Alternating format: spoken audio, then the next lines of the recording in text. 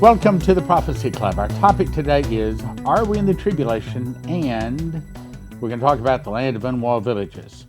So this was back in 2022. The article said, amid UN's climate summit, religious leaders unveil a new 10 commandments. Well, they just had a new meeting last week and reiterated that these are their 10 commandments. I'll not read them, but as you recall, Ron White was told that when they come out with their 10 commandments, the Antichrist comes out with his 10 commandments, then God is going to come out with the real 10 commandments. Remember, he told me he's going to meet him inch for inch, step for step, pound for pound. Everything the devil does, he's going to meet him. All right. Also, this is our once-a-year time when we ask for people for support. Our goal is $77,000. I think we're up to about $10,000 so far.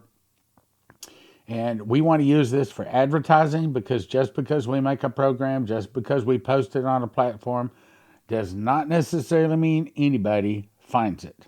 We have to advertise. So if you believe in Prophecy Club and our message, and if God has blessed you and you want to win souls, then if you want to, just go down to that little QR code down bottom left-hand corner and act like you're going to take a picture with your cell phone, and it'll draw a little yellow box. Touch the yellow box, it takes you over, and you can make a donation that quick and easy. Anyway, now I need to explain this to explain and answer the big question, are we in the tribulation? And I'll say right up front that I'm not ready to say we are, though Terry Bennett, Vicky Goforth Parnell, and Brian Searle are all three saying that we are in, and that's part of what we're going to discuss today.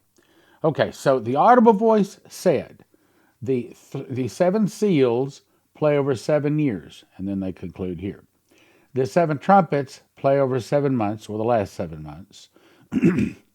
The 7 vials play over the last 7 days. So it said the 7 seals play over 7 years, the 7 trumpets play over 7 months, the 7 vials play over 7 days. Make certain I got that right. But today we want to focus in on just these here for right now. So if we're in the tribulation, that would mean, and I think Vicky Goforth Parnell says the first 5 seals are open. I think Byron Searle says the first 4 seals are open. And I think, I didn't look it up again to refresh, but I think it was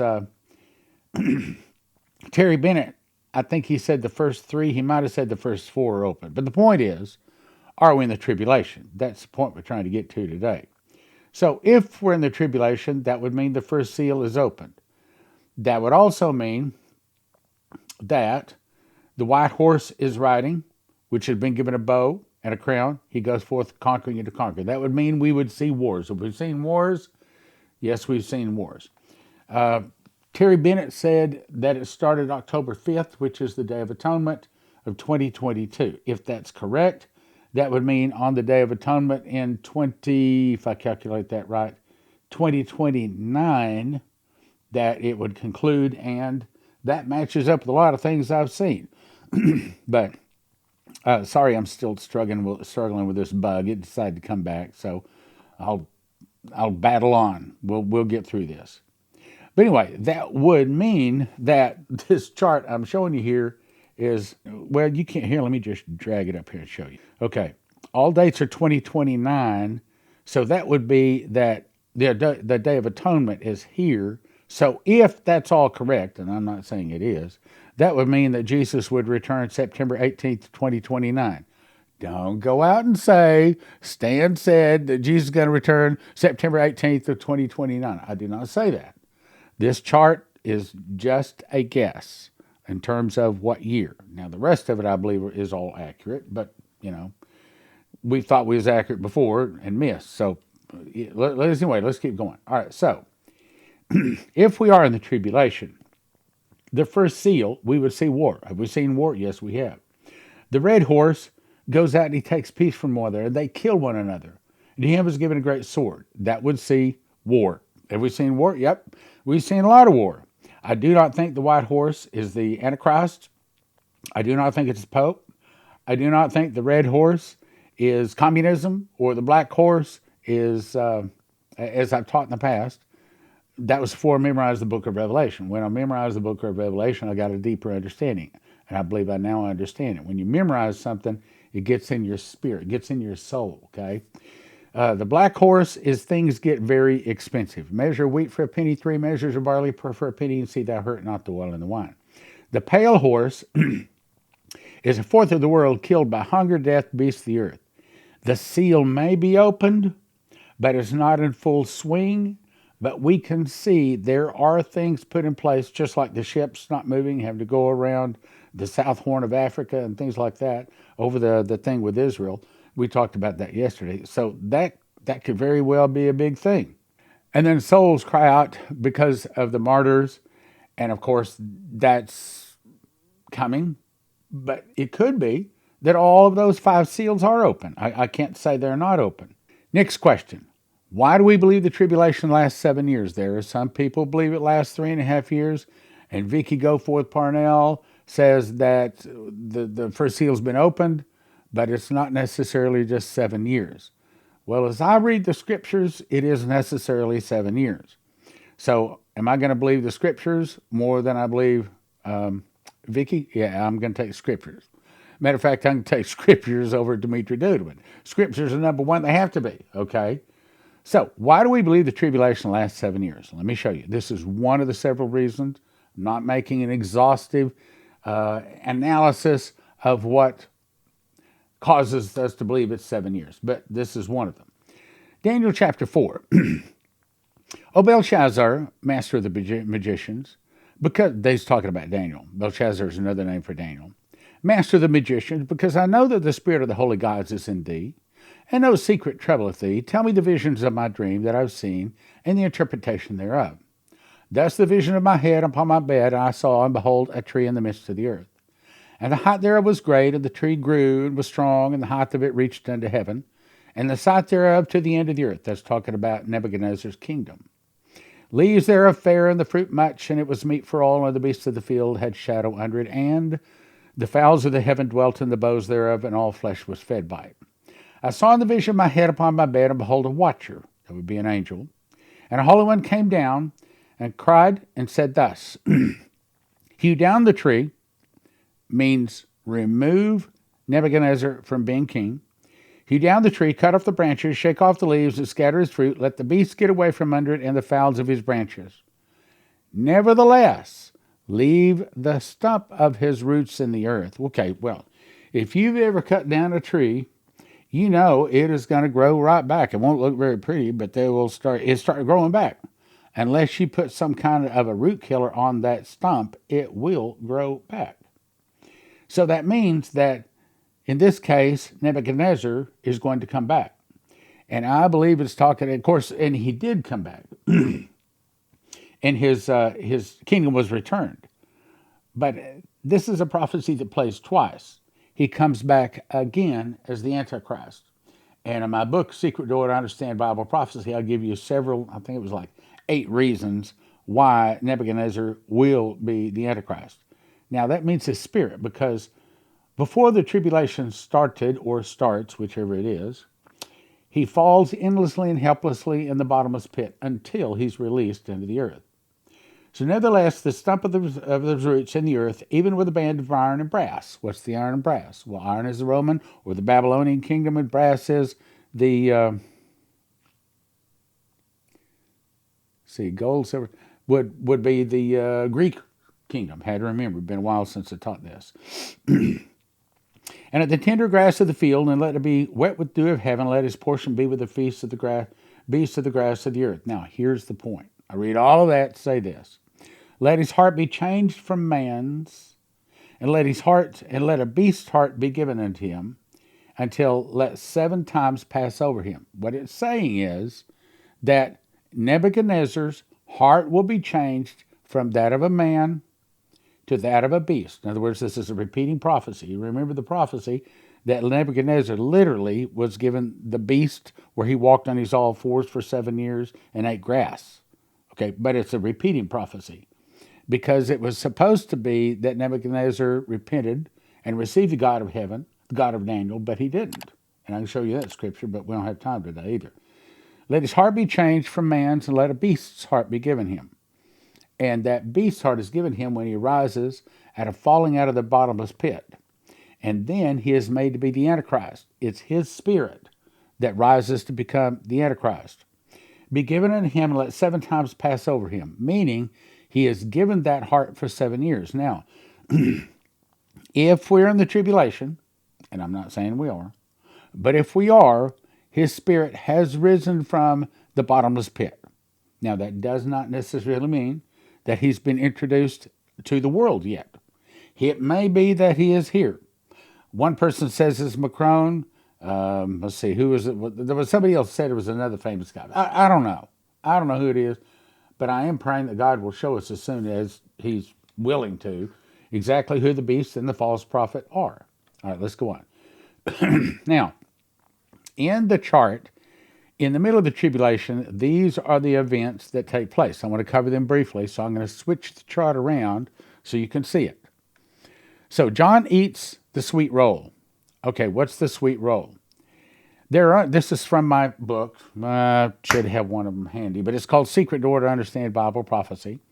You can get a copy at prophecyclub.com. Tell you more about it in a minute. Anyway, from the book, there are only 2 places in the Bible in which a book or a roll is eaten and is as sweet as honey to the taste. One is Revelation 10:8b. Go and take the little book, and I took the little book out of the angel's hand and ate it up. And it was in my mouth sweet as honey, and as soon as I had eaten it, my belly was bitter. And he said to me, thou must prophesy again before many peoples, nations, tongues, and kings. Meaning, John the Revelator is going to be one of the 2 witnesses, and I give like 8 reasons why John the Revelator is going to be one of the 2 witnesses in the book too. The other time the sweet roll is mentioned is Ezekiel 2:9 and 3 and 4. It says, a roll of a book was therein. It was written within and without. There was written therein lamentations, mourning, and woe. Son of man, eat that thou findest. Eat this roll and go and speak to the house of Israel. So the roll is the words that Moses, which is one of the 2 witnesses, and John the Revelator will speak. In other words, like in one case, the prophet got a coal touched to his lips, and that allowed him to prophesy to the nation of Israel. In this case, they eat a roll. They eat the words that they're going to prophesy as the 2 witnesses. Eat this roll and go and speak to the house of Israel. It was in my mouth sweet as honey for sweetness. And he said to me, son of man, go, get thee into the house of Israel, and speak with my words unto them. So, the sweet roll is lamentations, mourning, and woe from the 2 witnesses.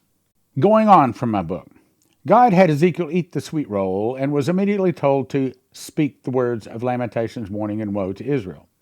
Likewise, immediately after John eats the sweet roll, or the book, John also is told he will prophesy before many peoples, nations, tongues. So, the sweet book is lamentations, mourning, and woe. Now, who are the 2 witnesses? It would take me another whole program to give you the 8 reasons, but I believe it's 8 reasons for each one of them. It's in my book, Secret Door to Understand Bible Prophecy. And let me tell you about the book. I memorized the book of Revelation in 2017.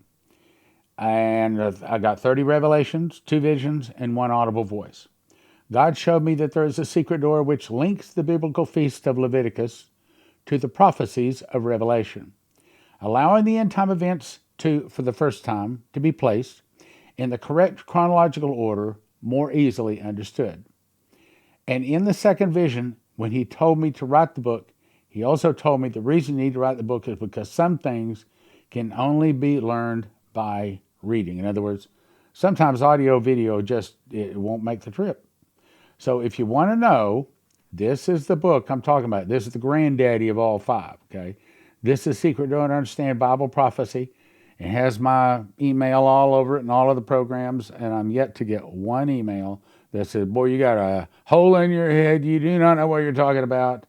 I've received nothing but compliments. People love the book. If you want to know about my opinion on why there is no pre-trib rapture and how it is that a lie beat the truth, here is the book that explains that. If you want to know how about Daniel, this is the one. However, Of the 4 books here that I've written, Miss the Mark is the #1 seller. Surprise, surprise. It's a quick read.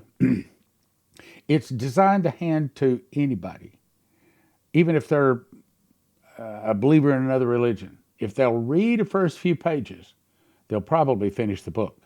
And if they finish the book, they will never take that mark of the beast, and they'll probably receive Jesus. Then if you want to know about Dimitri Duduman and all of the prophecies about the last days, here it is right there. There's your book there.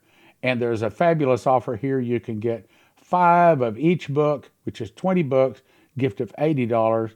But the best deal is right here you get 40 books, 1 of each set. In other words, a total of 40 books, gift of $100 at Prophecy Club. This is Christmas time. If you can get them to you by Christmas, that'd be great, but probably can't. But anyway, probably should have talked about this several weeks ago. But anyway, so next question. When does or did the war in heaven take place? Well, now before I get into this here, this again comes from my book, there's 2 wars in heaven. The first war in heaven took place before Adam and Eve were created. That's when iniquity was found in Lucifer, and his tail, and that may be his lie, drug a third part of the stars and did cast them to the earth. In other words, they lost their glow, they lost their glory, they lost their holiness. Maybe that's the way to say it. And it was the 30 angels that did that. Now, that's the first war. That war has already taken place. But there's a second war in heaven where they're totally cast out. Now, right now, we do know, I think I've got the scripture here. I'll show it to you. We do know that right now, the Lucifer is standing before God day and night accusing the brethren. I'll show you the scripture for that. Anyway, let's get back to this. So when does war in heaven happen? In the middle of the tribulation, the Antichrist will sit on the Ark of the Covenant and proclaim himself to be God. When he does, those filled with Matthew 24 will recognize the act of abomination of desolation. Jesus warned the people when they see the abomination of desolation to flee Jerusalem. When they flee, this is the important part, the dragon cast water out of his mouth to drown the woman. Here's the scriptures.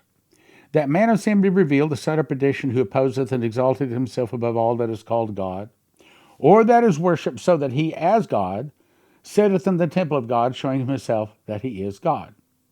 When ye therefore see the abomination of desolation spoken of by Daniel the prophet stand in the holy place, then let them which are in Judea, that would be Israel, flee into the mountains. Let them which is on the housetop not come down to take anything out of the house, neither let him which is in the field return back to take his clothes. In other words, don't collect $200, don't pass go. Go, run for your life. Where do they go? The Bible says that the earth helps the woman and swallows up the flood. I'll show you what that is. The woman will flee to a place prepared of God where she is supernaturally protected by God for the last 3.5 years of the tribulation. Scriptures are, and the woman, that would be those that keep the commandments of God and have the testimony of Jesus, the church, fled into the wilderness where she hath a place prepared of God, that they should feed her there 1,260 days, that's 3.5 years. And there was war in heaven. When is that? That would be in the middle of the tribulation.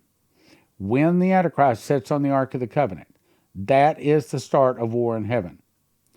Michael and his angels fought against the dragon, and the dragon fought and his angels, and prevailed not. Neither was the place found any more in heaven. And the great dragon was cast out, that old serpent called the devil and Satan, which deceiveth the whole world. He was cast out into the earth, and his angels were cast out with him in the middle of the tribulation. And when the dragon saw that he was cast to the earth, he persecuted the woman, that would be Israel, which brought forth the man-child, Jesus. And the woman were given two wings of a great eagle. That's not flying them to Egypt. That's not flying them someplace. That's not talking about an airplane. Because when they left Egypt, God brought them out on the wings of an eagle. So in other words, they basically run, possibly even on foot. Like leaving Egypt, not an airplane like Deuteronomy 32:11, that she might fly into the wilderness into her place. where she is nourished for a time, times and a half a time, or 3.5 years. From the face of the serpent that the serpent cast out of his mouth, here it is, this is important, water as a flood after the woman, that he might cause her to be carried away of the flood, and the earth helped the woman. And the earth opened up her mouth and swallowed up the flood which the dragon cast out of his mouth. And the dragon was wroth with the woman and went to make war with the remnant of her seed, those that keep the commandments of God, and the testimony of Jesus Christ. Now, in my own words, here's what happens. So those people that are Christians and are watching for the Antichrist, when they see this guy go in and sit on the golden chair of God, that's what it is, a golden chair, proclaiming himself God, stop animal sacrifice, they say, whoop, that's the abomination of desolation. It's Matthew 24:4 fulfilled right there. And they don't pack, they run for their life. They run straight south. Now the question is where they go to. One of the places they might go to is straight south down to the real Mount Sinai, and I have some reasons for believing that, but I'm probably not going to have time to share it today. But the other reason could be that they're going to Petra, and that's the other object that I'm going to show you today. So, Maurice Sklar, 520 of 18, took him out to dinner. He's sitting there with me and Leslie and his wife. God bless her. She's gone to be with the Lord now. He said, Lord, here. He said, the Lord has given me a word for you. I quickly grabbed my cell phone and started recording. This is what he said. Maurice said, I see you over there in Israel, but you were actually outside. You were more towards, like, east of Jordan. You were down towards, like, Saudi Arabia, near there, and you're going to be helping the 144,000. You're going to be helping the communication and the provision. You're going to be a financier. And the prophecy club is going to be vital, and even the Israeli army is going to listen to you. He went on to say, you're strategically placed. The Lord is going to use you in the darkest hour, the very darkest hour in all of history. You're going to be used mightily. You're called geographically to this place. I can show you on a map. I can see it in my head. It's south and southeast of the present Israel. To the east of the Dead Sea, south and east, I see a circle. Now, here's what I believe he's talking about. Okay, so here's Jerusalem. When they see the abomination of desolation, they flee, well, straight south, like here, would be down to Mount Sinai here. But one of the places I want to take people to is the land of Unwalled Villages. I'm about to show you, because that would be a place where approximately 1 million people could be housed without any rent. Okay, and I'll show you. From the Unwalled Villages, it's a few hours drive on down south to Mount Sinai, and let's see, what's the date? October 8th, 2022. I climbed Mount Sinai. I didn't make it all the way to the top, but I climbed that rascal about a third of the way up. Now, in case you're wondering, oh, wait, I wouldn't want to go to Israel. No, I mean, Armageddon takes place there. There's going to be a lot of nations coming down to attack them. Yes, that's true. But Daniel 11:41 says, and he, talking about the Antichrist, shall enter into the glorious land, talking about Israel, and many countries shall be overthrown by the Antichrist, but these shall escape out of his hand, even Edom, Moab, and the chief of the children of Ammon. Who's that? Well, here it is. Edom, Moab, and Ammon, which is south and east of Israel, exactly where Maurice said. So, I have a lot of reasons what I'm going to offer you one day. I offer you the opportunity to move to Israel. At least that's my heart. We will see how God does it. It's in his hand. Now let's talk about those unwalled villages. This is a dry riverbed. This is it, looking down from satellite, okay? And it comes on down here to Petra. Now this is what Petra looks like. All right, here, let me give you the scripture first. Ezekiel 38:11, in the land of unwalled villages, to them that are at rest, that dwell safely, all of them dwelling without walls, having neither bars nor gates. The desolate places that are now inhabited, and upon the people that are gathered out of the nations, which have gotten cattle and goods, and dwell in the midst of the land. I believe that's talking about a bunch of Christians that live in this place. Again, this is the dry riverbed. If you look right here, you can see a woman way over here. In other words, this is where the dragon cast water out of his mouth as a flood that might cause the woman to be carried away with the flood. This is a dry riverbed, but this is sandstone. And with modern tools like, battery operated this and battery operated that. I mean, with several thousand people, maybe even 1 million people going down in there, they could whittle themselves out places to stay. And I've been there, even when it's hot outside, it's fairly cool. It's fairly nice. I mean, the sandstone keeps you warm in the cold desert night, and it keeps you cool in the hot of the day. And matter of fact, there's people that have lived there. Apparently a lot of people. They estimate about 1 million people at one time. They have carved out here. This is like a big, I don't know, church or something there. Here's another thing. This is all carved out of sandstone. And it's perfect to carve your own little place to live. I mean, you could go in there with some kind of automatic knife. I mean, you could carve out a place to live. It wouldn't have to be fancy, and it wouldn't take too long. Here's another. This is a room in the area that's been carved out by somebody long ago. It's still there today, another room. And so you can get there, and it's pretty comfortable. Pretty comfortable. So you can see the size of this thing. Here's a person right down here standing. Look at that. So it's probably 4 times higher than a person could stand. Another picture of some kind of a temple there. Again, the sun is not shining on it, and it's nice and wide, so it would be a great place for a bunch of people running from the beast to go and to hide. I recommend, if you want to have your wealth not lost, if you've got it in an IRA, if you got it in a 401k, if you got it in a bank, if your wealth is in paper, as Lindsay Williams said, it's worth the paper it's written on. In other words, it's about to be worthless. So I'll send you to prophecyclubgold.com. You can also reach them. Call 800-200-4653. 800-200-4653. They'll give you some ideas on what to do. That is their job, to help you not lose your wealth. I also recommend you go to josephkitchen.com. Get yourself a machine package. That's the wherewithal to grind the wheat berries into flour, put those into a bread machine with 5 other ingredients, push a button, 2 hours and 40 minutes later, you have a nice hot loaf of whole wheat bread. I've had many people email me. They absolutely love the bread. They love the whole idea. And see, because it's long-term storage food. And as in the days of Pharaoh, what fed the world for 7 years? It was wheat. I believe wheat is God's food for famines, for God's famine food.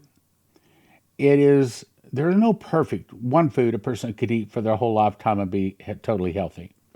But in my opinion, bread may come the closest. I mean, why does God call us the wheat? Wheat and the tares, okay. I think it's because the primary thing we're supposed to be eating is wheat. So go there, and then after you get the machine package, that's all of the mechanical things to make the bread, then you decide how much food you want. By the way, most of your long-term storage food, you're talking $9,000 or $10,000 to feed one person for 1 year. Did you get that? $9,000 to $10,000, one person 1 year. Joseph Kitchen can show you how to do it for about $1,000 per person. We're not talking about half price. We're not talking about 80% less. We're talking about like 90% less than what the other people can tell you that they can get you long-term storage for. I do not know of anybody that can beat that.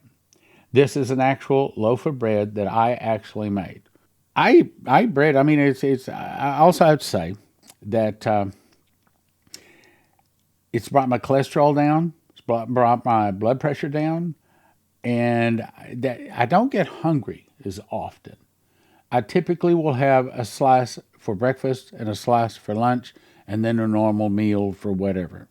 And I've lost, 30 pounds over the last year. And in my opinion, I think the primary thing that did it was, of course, watching what I eat and, all the other things, but bread. So I eat bread as the primary source. And it'll reduce your food budget too. Anyway, go check it out. So what is an EMP Shield device? It's a device you can put on your car and your house that in an EMP attack is supposed to stop the attack. And if you go to empshield.com and if you use the promo code prophecy, they give you a $50 discount. They also have videos up there, shows you how to install it on your car and your house and everything, and it's not difficult at all. I've got one of them right here. Red goes to red, black goes to black, green goes to the car, body of your car, and you just peel it off the back, stick it under there. Got another device that goes on your house. So, not complicated. Take you about 10 minutes to put them in. So, empshield.com, promo code is prophecy.